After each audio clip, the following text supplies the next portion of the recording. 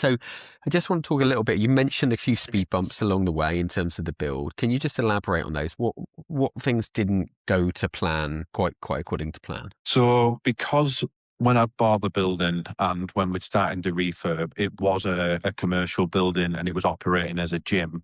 It had everything in it. It was carpeted. It was decorated. There was furniture everywhere. There was obviously gym equipment everywhere, boxing rings and everything else.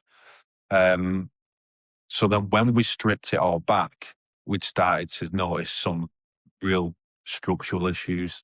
So the whole first floor is one large concrete slab, and there was a crack from north to south and east to west. It was almost like the whole floor was in four quarters. So we had to go back to the drawing board with the structural engineer, and there's probably enough steel in that building to hold Wembley Stadium up now. we had to steel a lot and support it. So that was a big one. The roof as well, because it was a large building. We hadn't actually been up on the roof to inspect it. It looked fine from the road. When we got the scaffold up there and got to the roof, where we thought it looked fine, it hadn't, and it needed replacing. So these were two things that we'd found really early on in the project. So it started off, we'd almost used all of our contingency in the first sort of 4 to 6 weeks. But then after that, it sort of, because it was bad to brick and you knew where we were at, there was nothing else hidden. The rest of it sort of did go to plan. Okay, great. I mean, what an amazing deal. And those sorts of buildings don't come along all the time. You mentioned prior to us sort of hitting the record button on this when we were chatting offline that you've got quite a lot of other projects in the pipeline. Can you tell us what that looks like? And are you doing predominantly kind of buy to hold now? Or are you still looking at kind of opportunities to sort of flip on?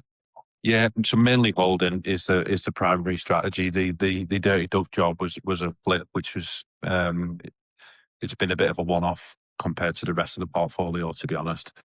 So we're buying commercial buildings. So we've recently bought the old newspaper house. It's called as a local newspaper factory and printing building. So we're in the middle of converting that and doing 14 units. So that's 11 resi and 3 commercial units in there. We've bought a big old building, which was an old drawing office, which the